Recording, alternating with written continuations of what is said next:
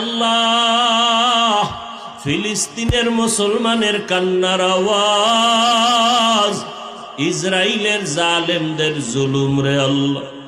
আমরা ইফতারি খাই কত আনন্দ, দুনিয়ায় কত মুসলমান কান্না করে কাটায়, ইফতারি পায় না, সাহারি পায় না রে মালিক।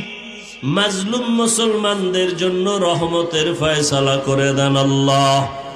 আয় আল্লাহ, প্রবাসী যারা চাকরি করে, ব্যবসা করে, সব প্রবাসী ভাই বোনদেরকে হেফাজত করেন, সবার কামাই রুজিতে বরকত বাড়ায় দেন, বাংলাদেশ শান্তির দেশ বানায় দেন। আল্লাহ পাকের নবী বলেন, এই জন্যই দুটো জিনিস আমি রেখে গেলাম, দুই জিনিস আঁকড়াইয়া ধরো। এক নাম্বার হলো আল্লাহর দেয়া কোরআনকে আঁকড়াইয়া ধরে নাও, বেশি বেশি কোরআন ধরো, কোরআন পড়ো, কোরআনের তেলাওয়াত শিখো, কোরআন ওয়ালাদেরকে কলিজা দিয়া মোহাব্বত করো। দ্বিতীয়, নবীর সুন্নতের আদর্শ, হাঁটতে চলতে উঠতে বসতে নবীর সুন্নতের আমল করো। এই দুই জিনিস যদি তোমরা আঁকড়াইয়া ধরো, নবী চ্যালেঞ্জ দিয়া বলেছেন, ওই মানুষ কোনোদিন সম্মানহানি হবে না, ইজ্জত নষ্ট হবে না, আল্লাহ দুনিয়াতেও তাকে সম্মান দান করবেন, পরকাল জিন্দেগিতেও আল্লাহ সম্মান দান করবেন। এরে নবীর উম্মতের দল, রহমতের নবী এই রমাজানুল মুবারক পাইয়া আবার এত বরকতের বয়ান করেছেন, আবার অভিশাপও দিয়েছেন। যারা রমাজান পাইয়াও জাহান্নামের আগুন থেকে নিজেকে মুক্ত করাইতে পারে না, তাদের উপরে আল্লাহর লানত, তাদের উপরে অভিশাপ। নবীজি বরদোয়া করে গেলেন, এই রমাজানের ঈদের কোন এক ঈদে হযরত ওমরে ফারুক রাদিয়াল্লাহু তাআলা আন দরওয়াজা লাগায়া ঈদের দিন কান্নার আওয়াজ।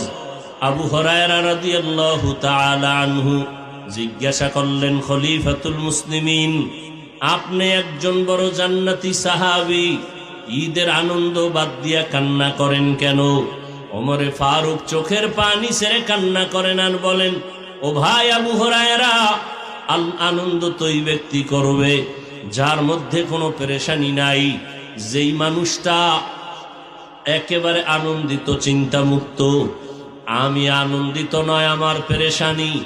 রমাজান চলে গেল, রোজা রাখলাম, কবুল হলো কিনা চিন্তা, তারাবির নামাজ পড়লাম, কবুল হলো কিনা চিন্তা, কোরআন তেলাওয়াত করলাম, কবুল হলো কিনা চিন্তা, জাহান্নামের আগুন থেকে নিজেকে ক্ষমা করাইতে পারলাম কিনা চিন্তা। এরে আল্লাহর বান্দারা, ওমরের মতো সাহাবী, 10 জন জান্নাতি সাহাবাদের মধ্যে দ্বিতীয় হযরত ওমর, ঈদের দিন যদি কান্না করতে পারেন, এত ইলম, এত আমল, এত তাকওয়া, এরপরেও যদি তারা কান্না করে জীবন কাটাইতে পারেন, আবু বকরের মতো সাহাবী জীবনভর কান্নার আওয়াজ, ওমরের মতো সাহাবী কান্নার আওয়াজ, তাদের কত ইলম, কত আমল, তাদের কত তাকওয়া, আল্লাহর ভয়, এরপরেও তারা এত নেক আমল করিয়াও কান্না বন্ধ করেন নাই। আর আমরা মুসলমান, নবীর উম্মত দাবি করি, আমাদের চোখে পানি নাই। আমার পাশে মোনাজাতে কেউ যদি কান্না করে, ওর দিকে তাকাইয়া আবার অনেকে হাসি ঠাট্টা করি, কপাল পুড়িয়া গেল, নিজেও কান্না করতে পারি না, অন্যে কান্না করে তাও পছন্দ করি না। আল্লাহর কাছে তওবা করে। ও যুবক বাবারা, ও বৃদ্ধ বাবাজি, ও পর্দার আড়ালের আম্মা জানেরা, আল্লাহর কাছে রমাজানুল মুবারক পেয়েছি, তওবার মাস, রহমতের মাস। তাহাজ্জুদ পড়ার সুযোগ পাইয়া যেন বঞ্চিত না হই। সাহারি খাওয়ার আগে ওযু বানাইয়া 2 রাকাত তাহাজ্জুদ নামাজ পড়ে আল্লাহর কাছে কান্নাকাটি করে খানা খাবো। এরপরে ফজরের নামাজ পড়ে আল্লাহর কোরআন তেলাওয়াত করব, আল্লাহর কোরআনের তেলাওয়াত শুনবো, রোজার হক আদায় করব, আল্লাহর কাছে তওবা করে নিব। জীবনে কত অন্যায় করেছি, দুনিয়ার আমার আপনজনেরা কেউ জানেন আমি কত বড় অপরাধী। ও আল্লাহ, আপনি ভালো করে জানেন। আল্লাহকে মনে মনে ডাকবেন আর বলবেন, ও দয়ার মালিক, আমার গুনার খবর আমার মা বাবা, আমার ভাই বোন আপনজন জানলে আমাকে কেউ সম্মান দিত না। আয় আল্লাহ, আপনি জানেন আমি কত বড় গুনাহগার। গুনার কারণে আমার হাত না পাক, আমার জিহ্বা না পাক, আমার অন্তর না পাক। আয় আল্লাহ, আজকে আমি তওবার নিয়ত করে ফেললাম, জীবনে আর নামাজ ছাড়বো না, আর দাড়ি কাটবো না, বেপরদায় চলবো না, রোজার হক আদায় করে রোজা রাখবো, তারাবির নামাজ পড়বো, তাহাজ্জুদ পড়বো, নবীজির তরিকা অনুযায়ী চলবো, আর কখনো গুনাহের কাছেও যাব না, নিজেও গুনাহ থেকে বেঁচে থাকবো। আমার অধীনস্থ আপনজন যারা, এদেরকেও গুনাহের থেকে বাঁচাইয়া রাখার চেষ্টা করব। রোজার মাধ্যমে তাকওয়া অর্জন করিয়া আয় আল্লাহ আপনার কাছে আমি মুত্তাকি হিসাবে পরিচয় দেওয়ার চেষ্টা করব।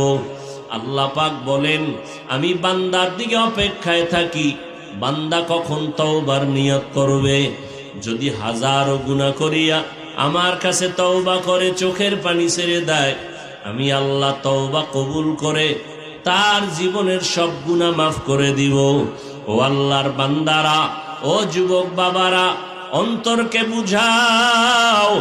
তোমার আমার মতো যুবক জেনারেল লাইনে থাকিয়াও নামাজ ছাড়ে না, তুমি আমি কেন পারবো না? ও বৃদ্ধ বাবাজিরা, আপনার মতো কত বুড়া মানুষ এই রমাজানে কষ্ট করিয়া রোজা রাখে, মসজিদে গিয়া নামাজ পড়ে, আপনি কেন পারবেন না? ও পর্দার আড়ালের আম্মা জানেরা, আপনাদের মতো কত মা এখনো আছে 5 ওয়াক্ত নামাজ পড়ে, স্বামীর মাল হেফাজত করে, সন্তানগুলোকে আদর্শওয়ালা বানানোর চেষ্টা করে, আপনি কেন পারবেন না?